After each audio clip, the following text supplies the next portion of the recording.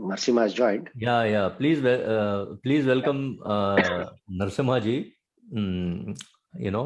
to the workshop. And I think I have not done a joint workshop with Narasimha Rao probably for a very very long time. Probably last time probably we did something together like this was in 2007 and 2008, right? Am I right, Narasimha? I think you will be muted. No, he's on mute. He can unmute. Yeah. Just unmute it. Yeah, I've asked him to unmute. Yeah. I didn't hear what you said, Manish. 2007-8 what? Yeah. The last time I think we were probably together like this on a. I mean, even if it were that was where we were touring physically, but and it was a very different time, and we were both very different and probably a bit fitter in fitter condition. I don't know. And younger. It was a very different time, right? After that, I think it's the first time that we have actually come back together in a virtual sense, thanks to the wonders of modern technology. Am I right? Yeah. I think so. Yeah. I was just saying about Shah Rukh Khan's that situation, and I was just saying the way it manifested, and it was just before that Navaratri thing, and that Pitru Paksh sort of thing. And I have seen that happen so many times now, and it's usually when it happens with the children, and so almost certainly that some sort of Pitru Dosh is what I was thinking. And that was the first thing which crossed my mind anyway, because the grahas and all that is a very different, that comes later. But the Pitrus is like that is a deadly thing. And it is a hurricane. It's like a bhuchal which comes into life, Yeah. And it just served as a very good reminder, although it was very bad for them, I suppose, but just a reminder that, that these things should not be neglected. So what I'm going to do, I'm going to start this, I'm going to just start sharing the screen.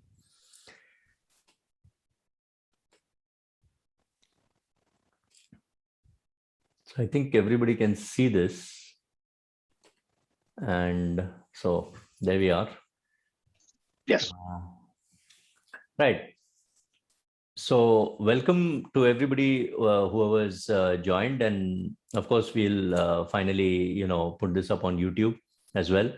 And we are talking about we're talking about the different ways and means in which you can date the Mahabharata war. And there are, in general, I just want to give a introduction and then we'll take it from there. And so there are 4 types of dating efforts of the Mahabharata. And the first type of date assumes that Krishna departed at sharp Kaliyuga, which is assumed to be at 3102 BCE. And then the war is assumed to occur 36 years before that. And that 36 years is a very loose sort of thing. Some people, so 3139, 3138, 3137, 3136, 3135, 3140, and 3143 BCE all fall in that category. And then there are the dates. The second type of effort is where the dates assuming archaeology, which doesn't allow a date beyond 2.2K BCE. And that is one sort of, idea. Then there's the only triangulation date, I would say, using the position of the slow-moving planets, Saturn and Mars retrogression and Jupiter, and then the eclipses, and then using all the other data which is given in the Mahabharata to actually fit it within the Mahabharata, which is the 3067 BCE date. And then there is a 4th category of date. Actually, the first 3 category of dates are all, to some measure, I would say, at least they fall within some sort of, there's some logic to those dating efforts. And, there is a little bit of variation here and there. But Then there is the dates which fall beyond the farthest acceptable limit, which is calculatable from the astronomy, mathematical, or archaeology, or any other point of view. And the typical date which is there in that category is 5561 BCE, where nothing will fit, but it is a date which is plucked out of the sky, literally, and foisted. And then there is 6K BC, 7K BC, 8K BC. Some people even tell me 10K BC is also acceptable. And I'm afraid that those are all slightly more like the alien, belief sort of, things which are happening in the Mahabharata war dating effort. Now, the other thing I want to just say is that the references which a lot of people quote to say that, to try and prove their thesis about this bonding between Kaliyuga and the Mahabharata war, I just want to take it over here and say that that is not true. So what normally people say, so here is your 5561 BCE date, for example. Here is 3102 BCE. And 36 years before that will be all these sort of, roughly 36 years before that are all these dates, which I've talked about a little while ago.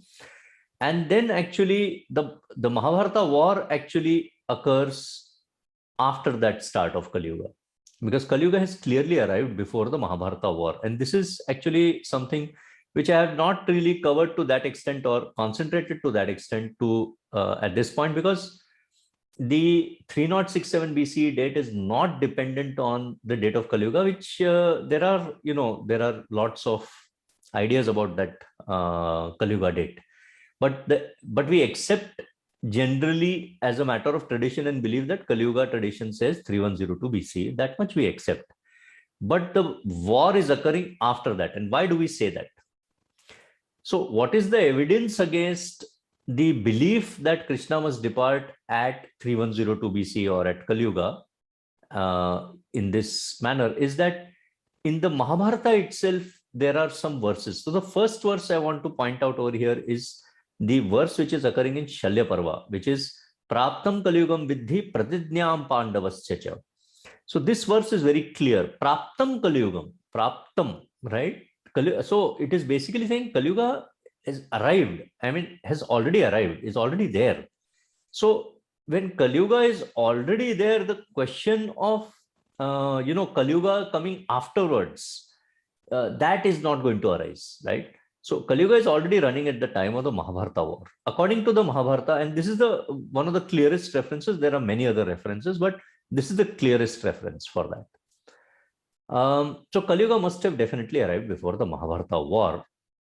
There is also Srimad Bhagavatam Canto 1. And I'm just taking a translation from, which is the accepted translation. In fact, traditional scholars quote this translation. But I want to point out what the translation says. And it says, when the personality of Godhead, Lord Krishna, left this earthly planet in his form, in that form, from that very day, Kali, who had already partially appeared, became fully manifest to create inauspicious conditions for those who are endowed with a poor fund of knowledge. Now, this is such a interesting sentence, because how can something start if it has already partially appeared?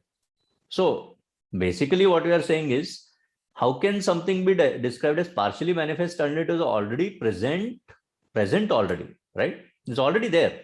So Kaliyuga has already arrived before the Mahabharata war. And Narasimha is wanting to say something, I think. Not really wanting to say, but I just wanted to clarify. This translation is from Srila Prabhupada, right? Right. Yeah, so that's a good translation.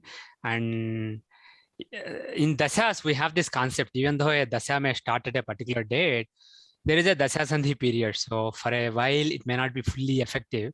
After a while, it will be fully effective. So it may be something along those lines. So it already started, but its full effect will be a little later. Yes.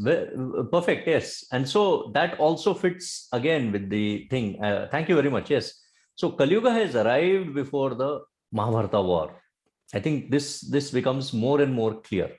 In fact, there are other sort of translations which also say very, very similar things. So the references are showing that Kaliyuga clearly arrived before the Mahabharata war, in which case the 3136, 3137, 3138, 3139, 3140, and 3143 dates, those are wrong, because from the very viewpoint of Kaliyuga already having arrived. And 5561 BC is, of course, it's debunked from the start, right? There's no rhyme and reason to that date at all from that point of view. So then the thing is, so those dates are getting debunked, right? And then what is the inference to that is that the Mahabharata war must occur inside the 50 to 100 years after the onset of Kaliyuga. That is the 3102 to around 3020 BC or so, that sort of rough date we are talking about. And how to make that date finer, how to make it, fit properly, how to find out is, well, why don't we look at the slow moving planets, which is Saturn at Rohini? And there are two verses which point to Saturn being at Rohini. And Rohini Saturn is well known for its destructive potential. And the major wars of the last few centuries are starting with Saturn at Rohini. Bangladesh creation, the Battle of Stalingrad in World War II, even 9/11 have occurred there. So really, it makes sense, especially when there are two verses which are giving that quite clearly. Saturn at Rohini is such a powerful thing in Hindu Jyotish also. We must search for a year in that particular margin with Saturn at Rohini. That is, the full methodology of doing it in a completely different manner is given in my book on the modified theory. I'm just pointing out over here that this is yet another way of looking at the idea. Yes, Narasimha. Yeah, I was going to say, just re-emphasize, you already said it. Apart from the fact that this is known in Jyotish to be an important combination for wars, Vyasa particularly mentioned Rohini Saturn. So that is something that people should really note. That is the primary point. And secondary point is that it also started many other wars. Yes, absolutely. Yes, absolutely. You see, Rohini Saturn is it's a dire situation, right? Absolutely, yes, very good. So we must search for that year. And well, over here, you can look at this particular slide. You can see that, there's Rohini basically. You can see Saturn is absolutely at Rohini. You can see that, the two limbs of, the sort of vein of the cart, which you can see very, very clearly. So that is happening in 3067 BC. So that really lends it a lot of, importance, I think. Now, what about this Arundhati Vashishta? Ya chaisha vishruta rajas trailoke sadhu sammata Arundhati tayapesha Vashishta prishtatakrita. Is it an epoch? That's the question. Well, how can something which is described clearly as a nimitta in verse 16, just 15 verses before this verse 31, occurs another verse, and it is saying clearly that this is just a nimitta. And nimitta does not become, it cannot run for thousands of years. That is an absurdity. So that is one problem. And of course, the problem is that actually, that is something which I haven't clarified earlier, is that Arundhati Alcor is ahead of Vashishta every year in that June to August time frame. Alcor is ahead of Mizar. If we want to take the meaning which is being taken by certain researchers to sort of point this out. So it is ahead. In fact, it is ahead in every year from the 3200 BC mark right up to 1000 BC. So any date in that category will fulfill that particular thing. In every year, it will occur at some point that Arundhati will be ahead of Vashishta, taking the North Pole Star into account. So, and this is quite clear. You can see it over here. You can, if software correlation is what we are looking at, then that is fulfilled in every year anyway. There are many other reasons why this Arundhati Vashishta verse can be interpreted in different ways. That Prishtata Kritaha can be interpreted in a host of different ways. So I won't go into that. But basically, that is not really anything more than a nimitta. So a nimitta cannot run for thousands of years. Right. Now, I'm just putting this slide over here just to show that the 3067 BC theory has got a host of data, and it must all run in a sequence. And that sequence is not necessarily dependent on things like eclipses and things like that. Although eclipses form a small, minute part of that theory.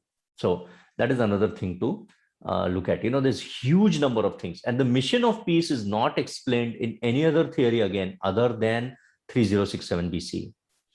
Now let's talk settings, and I am going to give the floor over to Narasimha Rao just to talk a little bit about settings of Jehora and what settings should be used. So I think that will be a useful thing for him to take forward.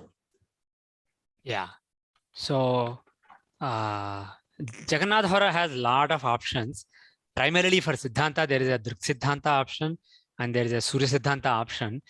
It has recently come to my attention that one Mahabharata astronomy researcher is using Surya Siddhanta as programmed in Jagannath Hora. I think that is really, really silly. I support Surya Siddhanta in Jagannath Hora because some people use it and I just want to entertain them. But really, Parasara Maharshi in Brihat Parasara Hora Shastram clearly recommended that you should use Druk Siddhanta. And there is one thing, if you think that Surya Siddhanta is perfect, there is one question you have to ask. Then why is there Soma Siddhanta? Why is there Pitamaha Siddhanta? Why is there Paulisa Siddhanta? Why is there Vasishtha Siddhanta? Why is there Maha Siddhanta? There are tens of Siddhantas given in classics, and they all use different formulas. So effectively what these are is, what you can conclude is, in different eras, people made observations in the skies where the planets are, and you don't want to keep repeating every day when you need the observations. You make a few observations and you make some piecewise linear or some kind of approximation. So all these formulas given in Surya Siddhanta, Soma Siddhanta, Vasishtha Siddhanta, etc., these are all just approximations. And those approximations are good in the time frame where those models were created, those approximate models were created. That is basically what Siddhantas are. Now, there is a controversy on when Surya Siddhanta was composed. Some believe that it is just a few millennia back. Some believe that it is much before Mahabharata in the 10,000 BCE time frame. But the bottom line is, it doesn't matter irrespective of when it was composed, as long as it wasn't composed at Mahabharata time. If it was not composed by Vyasa, then basically it will deviate from the observations that Vyasa must have made in the 3000 time frame. So that is one thing. The other thing is, in some versions of the Siddhantas, they actually parameterize the formulas. Instead of having a static formula, there are some parameters used in the formula. To give a simple example, instead of saying 2x cubed plus 3x squared minus 5x plus 4, you can say 2 plus a times x cubed plus 3 minus b times x squared, like that. Basically, those a and b may be 0 at one point of time, but they may be 1/8, 1/16 at a different time. So you introduce these parameters. They're called bijas. So there is what is known as bija samskara. So again, what unfortunately happened is people came up with formulas for these bija samskaras. So the model that Jagannath Hora has for Surya Siddhanta, it uses a bija based formula, but those bijas are adjusted from one time to one date to another date using a static formula, which is really not a wise thing to do. What was originally meant by the creators of the Siddhantas is, you actually make fresh observations for your time frame, and then to fit those observations with the formula that you have, you arrive with the values of those bijas, those parameters that are present in the formula. But again, if you do that, it will be accurate for a small period of time. After a while, the error will start to creep up.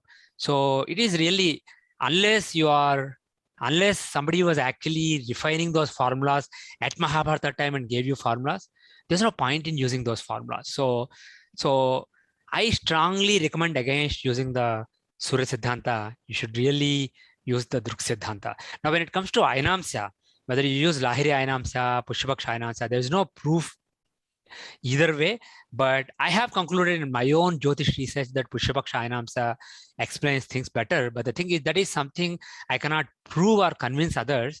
But at least as far as Siddhanta is concerned, it is just silly that some people are using Surya Siddhanta as programmed in the Jagannath Hora. And one more small clarification is, it came to my attention that somebody is using the Surya Siddhanta in Jagannath Hora and using the eclipse dates and times computed by Jagannath Hora.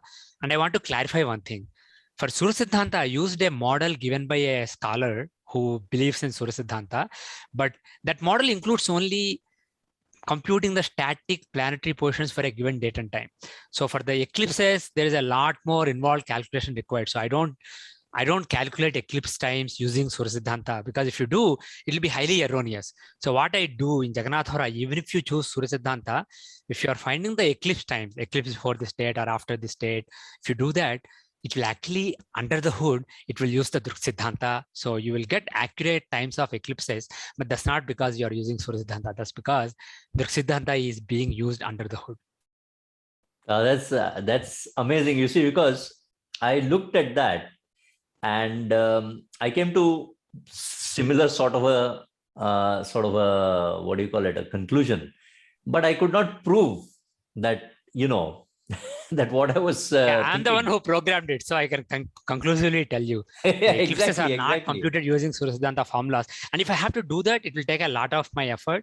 But if I do that in the end, you will see that they're highly erroneous. Right. Because even planetary positions, the position of moon, if you do Bija Samskara for a particular time, if the formulas are not accurate, but close to accurate at a particular time, then basically after 1,000 years or before 1,000 years, they'll be way off, especially moon longitude will be way off.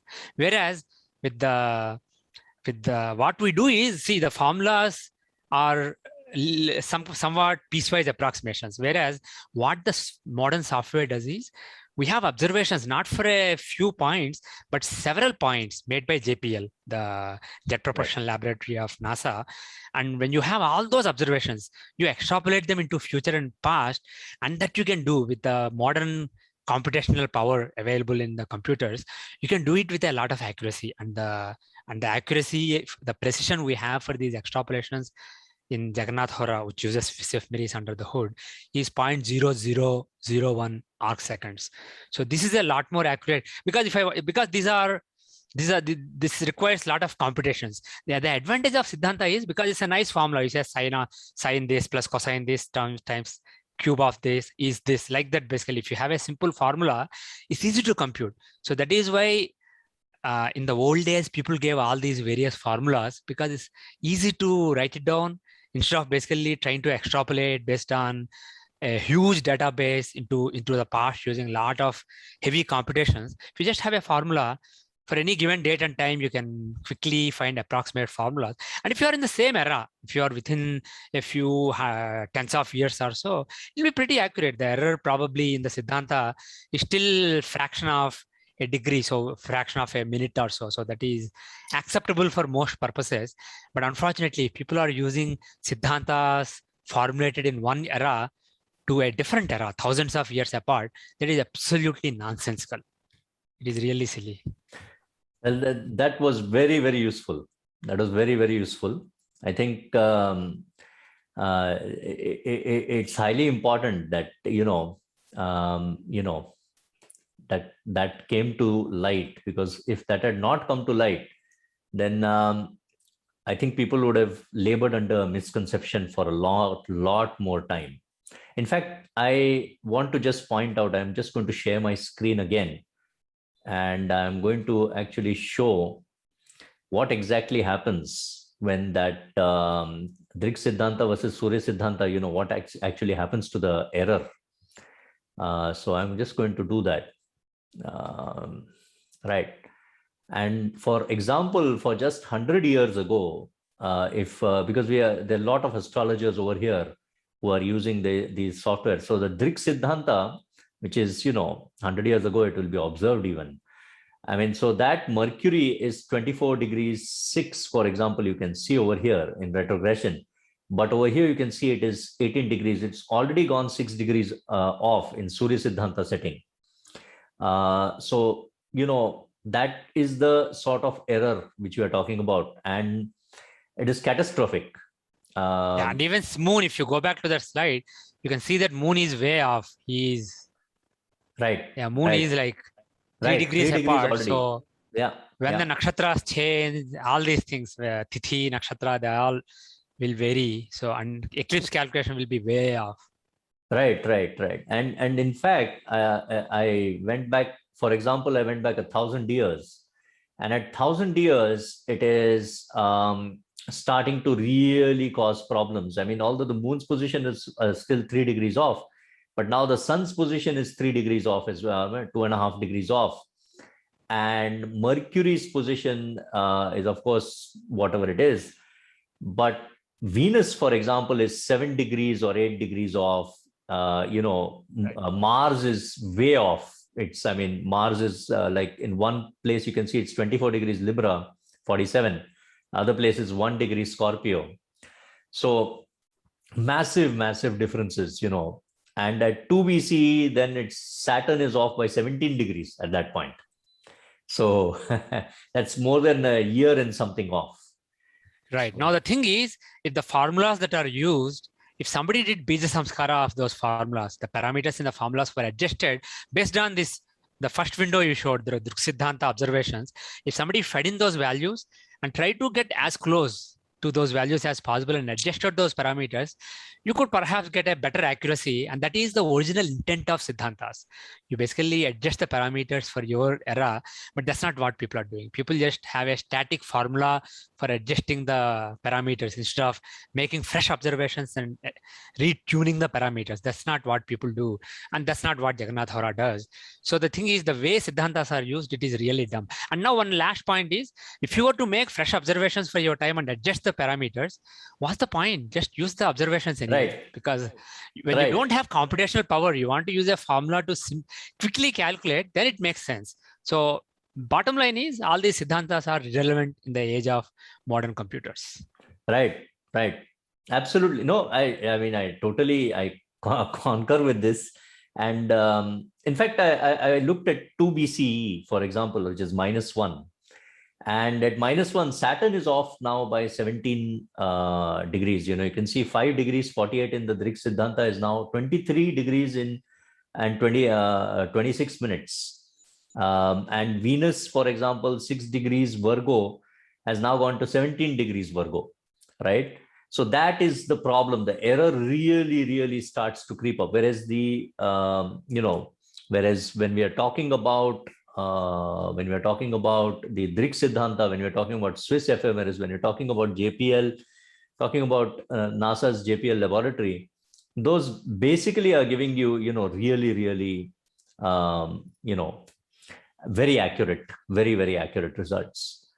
Right. So, that is the next thing which I wanted to do. And thank you very much to, Narasimha for taking out some time and actually coming and, doing that. And so go on, Narasimha. My pleasure. Right. And, now what I'm going to do is I'm just going to go on to Bhisma Moksha, because I think it's very important to get to the bottom of this thing, that why Bhisma Moksha cannot occur beyond the 3000 BCE setting, 3200 BCE maximum. But before that, I just want to point out that the maximum lower limit, right, for Mahabharata, in my estimation, and D.K. Hari, who is another researcher, will tell you actually 2400 BCE. I take a slightly more conservative effect that not after, so it cannot occur after 2200 BCE. Mahabharata cannot occur, and that is because of the Yamal Arjuna tablet, which you can see over here. It's rather unfortunate. We should actually ask this back. So this was excavated from the archaeological site at Mohenjo-daro, Larkana district, Sindh in Pakistan, present-day Pakistan, and it was excavated by a British researcher, Mackay, right? And if Mackay said that it was effectively, depicting Krishna, and the cursed Gandharvas identifies as Nalakubara and Manigriva emerging from the tree, and so on and so forth. You see, if that is the opinion of Mackay, then who is not even coming from our point of view, then it really holds a lot of weight. And The dating of that tablet is conservatively, I would say 2200 BCE. If we take that even, then the Mahabharata actually straight away comes into the 3100 BCE time frame. So that is the other thing to note. And the upper limit of Mahabharata I take as 3200 BC based on the Magha Shukla Ashtami verse. And what I'm saying over there is that the winter solstice essentially becomes at Satabhisha in Mahabharata time. So the vernal equinox must come to Rohini. And Mahabharata can therefore never go beyond 3200 BC. And what do I mean by that? There are two verses actually in the Mahabharata which are pointing at this Magha Masa. And what are those two verses? So the first one, I want to go to Gita Press, which is Shukla Pakshasya Chashtamya Magha Masasya Parthiva Prajavatte cha Nakshatre Madhyam Prapte Divakare. Right? This is from Gita Press and chapter 47, verse 3, I believe. This is. And what does it say? Prajavatte Nakshatre is Rohini, Shukla Pakshasya Chashtamyam. Right? So Shukla Paksha and Ashtami of Magha Masa and Rohini Nakshatra, and when Madhyam Prapte Divagare, so the sun must be in the sort of roughly overhead. If we take it as that, that is the time of Bhisma Moksha. But it is mentioning Magha Masa at around about midday. And that causes a really important sort of thing to happen, which I've just pointed out, that the vernal equinox therefore must be at Rohini. And if the vernal equinox is at Rohini, there's no question that Mahabharata will never go beyond 3200 BCE. That is one thing. Now, can I produce any other evidence saying it is Magha Masa and Shukla Paksha and Ashtami Tithi and not Krishna Paksha or some other Tithi? That is also important. And what is that evidence? From the Mahabharata critical edition, also, I am giving you a verse. Maghoyam samanu prapto, again prapto, remember. Masa punyo yudhishthiraha Tribhaga Shesha Pakshoyam Shuklo Bahitur Marhati. So, Magha Mas that has arrived of great Punya, Tribhaga Shesha of the Masa. So, 3/4 of the Masa, if you consider. So, 7 Tithis have elapsed, the 8th Tithi is on, and the Shukla Paksha is on, and therefore it must be the Ashtami Tithi. Now, here the Nakshatra is not specifically given. Nakshatra, Rohini Nakshatra is given in the other verse. But we still have Shukla Paksha Ashtami of Magha Masa over here. And that is again important. So basically Mahabharata never crosses that 3200 BCE barrier and beyond that.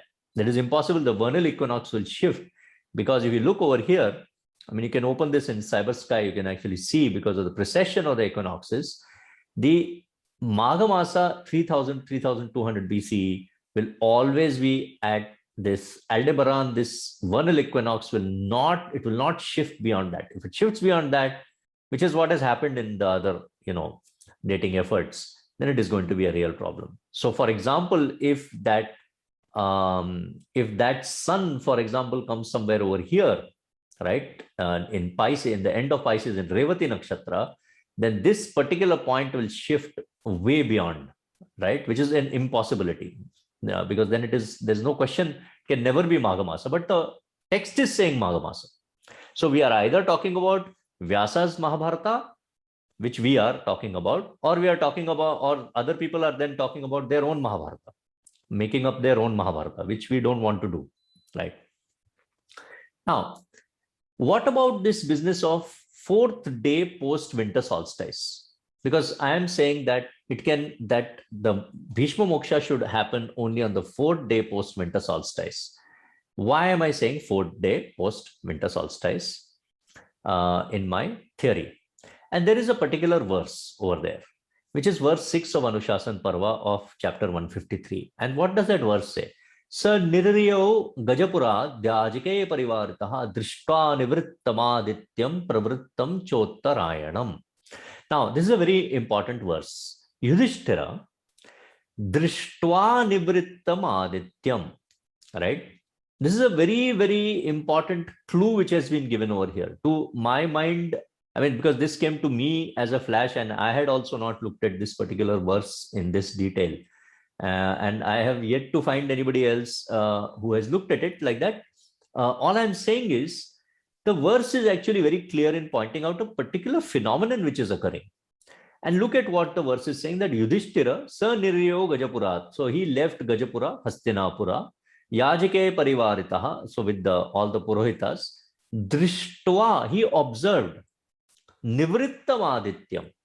Now, when we say Aditya was Nivritta, Aditya was released from what? You see? And here is where the system, the science has left us a clue, right? And what is that clue? You see, solstice stands for a phenomenon where the sun is appearing to stand still for 3 days. That is the sol sistera, the Latin term. That is where the solstice is coming from. So, Drishtva Nivrittam Adityam, the sun was released from the sthamban of 3 days. You see, Drishtva Nivrittam Adityam, the sun was released, it appeared to move. Pravrittam Chottarayanam, it appeared to move. You see, northwards. So he observed it with the eye. Now, note also here, he's not saying he put a gnomon in the ground or somebody has put a gnomon in the ground and that's how he has observed it. He saw the sun being released. You see, the sun is explicitly mentioned over there. Narasimha. Yeah, I was just going to say the word nivritta can also mean turning back, basically. Right. Finishing a circle and turning back. Right. It comes from the word vritta, which is circle. So like circle, you basically go like this and then you turn back. After a while, you turn back. Right. So it's basically one of the dictionary meanings of nivritta. Nivritta is turning back, retreating. So going to some point and then coming back. And that's exactly what happens. Right. Right. Absolutely. Absolutely. In solstice, therefore, this is a perfect explanation actually. Nivritta Adityam. Yeah, very good. Yes. He went as far as possible to the Dakshina side, and now he starts the Uttara journey. Right. Journey towards the north. And so therefore, this can only happen on the 4th day.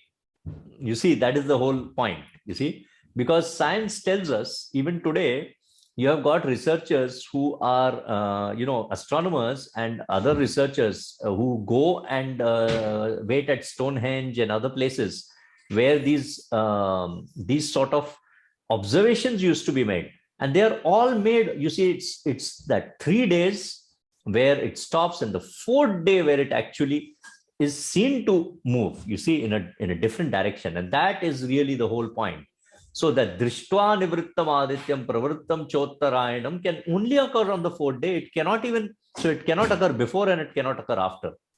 So that observation which we have, Shukla Pakshasya Chashtamyam Magha Masasya Parthavava Prajapate Cha Nakshatre Madhyam Prapte Divakare can only occur on the 4th day, which makes it really, really stringent.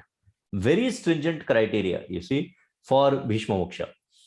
And now the question is, can we prove in this 3066 BCE, which is January 14 minus 3065, because remember, the 0 year does not occur in the software. So you've got the, it basically does not occur in AC and BC settings. So you've got basically minus 30665 over here in the software. And I'll show you 3066 BCE also in the Cyber Sky. But you can see over here very interesting sort of a thing which I'm going to show you. So January 14th is the winter solstice, right? And that winter solstice, you can very clearly see that the moon is, this is already at Ashwini, right? And now I'm going to show you 17-1-3066 BCE. And over here, you can actually see. So 1 second, what I will do is, if I can, right. Manishji, just update, Shri Iyerji has joined. Oh, fantastic. Namaste, Shri Iyerji.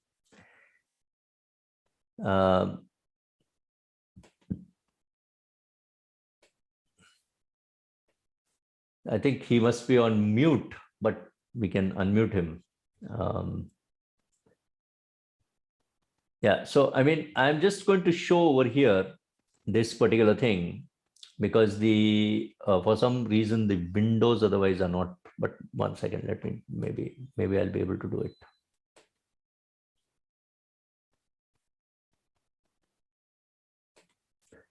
Right. And I just wanted to show over here that this is Taurus. And you can see very clearly on that particular day, you see that this particular thing, this moon is exactly at that the 7 elapsed and 8th tithi, essentially. So that is very important to note. And before I go to that other one, what I'm going to do for 1 second, I'm just going to stop the sharing. And what I'm going to do is I'm going to share my screen and bring up Jagannath Hora. And I'm going to just share the Jagannath Hora. And in there, I'm going to go and bring up, if I can find it, Bhisma Moksha. And what I want people to see over here, so I have now got up the January 17th, because I just wanted to show that the January 14th one, which I showed you, was the winter solstice. Now the January 17th. So basically 14, 15, 16, and 17, if we take like that, now what you have got over here is that the moon, you can see over here, is very clearly at Rohini Nakshatra. And it is, 4 degrees into Rohini Nakshatra, quite clearly. And not just that, you got a Shukla Ashtami, which is starting. And the Shukla Ashtami over here, I'm showing you 1420. So the sun is still overhead, right? And it is very, very clearly over here in this particular, in Rohini Nakshatra. And so it is a Shukla Ashtami so clearly, right? So it's a very, very, very perfect corroboration of Bhisma Moksha, which we are trying to show. Yes, Narasimha. Yeah, I was going to say it may be useful to tell people, if they're using Jagannath Hora to recreate these, to use the Julian calendar instead of Gregorian calendar. Right. If you're using Julian calendar, and because there's no 0 BCE, 3067 BCE becomes minus 3065 like you did. But Julian is important, otherwise you won't match this. Yeah.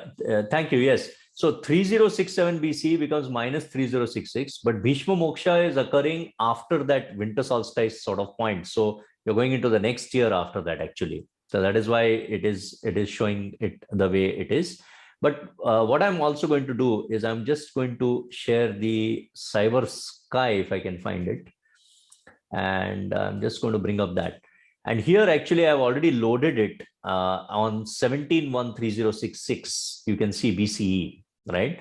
So this is just because remember, the war is being fought in 3067 BCE, November 25th to December 12th. And then after that, we are going for a period of time, which is, if we count from the day Bhishma is entering the battlefield, from where he's actually, from before the war, 3 days, that is your 58-day timeline, because he says, that he has spent 58 sleepless nights. And then he says, on the bed of arrows, it feels like every moment was like a century. But people have extrapolated that to mean that he has spent 58 nights on the bed of arrows. Now, that is not true, you see. He says, Ashtapancha Shataratreha Shaina Syate Ye Gataha. See, very clearly, I have spent 58 sleepless nights. And then Shareshu Nishita Agreshu Yatha Varsha Shatam Tataha. So then that the next sentence is basically, there are 2 different sentences almost, which are being spoken by him, almost as like an afterthought that, that is what has happened. So I'm just showing you over here 17-1-3066 BCE. In Cyber Sky, it's actually, beautiful, because here the horizon is shown. You see, and you can see a slight, this elevation which is there. So for the observer to observe the moon is very important. And that is why the moon would have had to come up to a certain point of view, you see, in the sky. Yeah, so even if you're standing on a flat ground like Kurukshetra, right? Moon has to actually come up to some point, you see, where you can actually see it. And I think that is what has happened, that this particular thing has already been seen by Yudhishthir even earlier. And the sun has already been seen by Yudhishthir earlier, and he has set out. And in that particular time, the moon would have come up a little bit further. But it is it is, you can see it so clearly that this moon is, which I already showed you, is a Rohini Nakshatra moon of Ashtami phase. And that is that verse which is being clearly spoken about in the text of the Mahabharata. So I'll just stop that share, and I will again go back to my my Mahabharata PowerPoint, right. So I'm just going to try and resume the slideshow, right. And so I have already spoken about the verse Sa Niriyo Gajapura Dajike Parivarataha Drishta Nivrittam Adityam Pravrittam Achotarayanam, and we have discussed over here why that verse applies to that fourth day after the winter solstice. Now you can say, end of the third day if you like. So that is one thing. And Shukla Pakshasya Chashtamya Maghamasasya Parthiva Prajapate cha Nakshatre Madhyam Prapte Divagari. We have explained that verse, and we have explained Maghoyam Samanuprato Masa Punya Yudhishthira Tribhaga Shesha Pakshoyam Shuklo Bahitur Marhati. Explained all the three verses now, right? And we have explained why it has to be a Shukla Paksha, Ashtami Tithi, Rohini Nakshatra, and fourth day after winter solstice, right? Now, let us go to this 5561 BC theory, because I have shown you why in 3067 BC, the year after that, it is absolutely perfectly fulfilled, this Bhisma Moksha, right? Now, see the date which has been given by the researcher in question for Bhisma Moksha, Bhisma Nirvana, he calls it, for their theory is January 31, 5560 BC, which is minus 5559 in the software. And you can quite clearly see now, first thing you'll see, I just want to point out over here, see, this is a Krishna Paksha. This is not a Shukla Paksha. This is a Krishna Tritiya. That is the first problem. It makes no sense for Bhishma to wait all this while for a Uttarayan. And in the Bhagavad Gita, it is talking about going in Shukla Paksha, where you are getting moksha, and then Krishna Paksha, where the yogi has to come back. So why would Bhishma wait for all that while for all this thing if he was anyway going to live in a Krishna Paksha? And the verses are saying that he's living in a Shukla Paksha. Shukla Pakshasya Chashtamya Maghamasasya Parthiva, right? Or Maghoyam Samanuprato Masa Punya Yudhishthira Tribhaga Shesha Paksham Shuklo Bahitur Marhati. So the question of living on a Krishna Tritiya does not arise, right? And the problem is that the moon is no longer, moon is not at Rohini. Now the moon is way away. It is in Vishakha Nakshatra. So this is a complete debunking actually of Bhisma Moksha, which in fact actually debunks the whole theory of 5561 BC just completely. It completely finishes it off. So Bhisma Moksha is now gone, and we have proved Bhisma Moksha perfectly. By the way, this is the day of winter solstice in that theory, which again is wrong. It cannot be, it has to be the fourth day after. But at the moment, I have, I have left that for the moment. But what I'm trying to say is that it is Krishna Paksha in this theory, and the moon is at Vishakha, and it is, Krishna Tritiya. I mean, everything is off, right? So it is completely wrong, right? And by the way, it is not even, I don't think it is even Falgun Masa. I think it's gone to Chaitra or something like that. It's an impossibility because the sun, which I just showed you a little while ago, the sun is actually at Revati in Pisces. It is like 3 nakshatras away. It is not a Shatavisha, Purva Bhadrapada, Uttara Bhadrapada, and then into Revati. Not even like start of Revati, it is properly into Revati. So this is an impossible thing, right? So this is a wrong by 2 millennia, 2.5 millennia. From that sun data itself, that it is wrong, right? And that is what we are showing over here. That is where, that sun comes at winter solstice. It is an impossibility, 31.15560. So it is debunked. Now, what is the other thing which supports the 3067 BCE hypothesis is that the great Saint Madhavacharya, who is, appeared in 1237 AD or 1238 AD, if you like, And he has said that Chatussahastre Trishattottare Gate Samvatsaranam tu Kalo Prithivyam Jata Punar Vipratanus Sabhimo Daiter Nigudam Haritattva. So he says in his last appearance as Bhimsena, approximately 4,300 years have elapsed, which again comes to around 3063 BC or thereabouts. Again, it's very close to this 3067 BC date.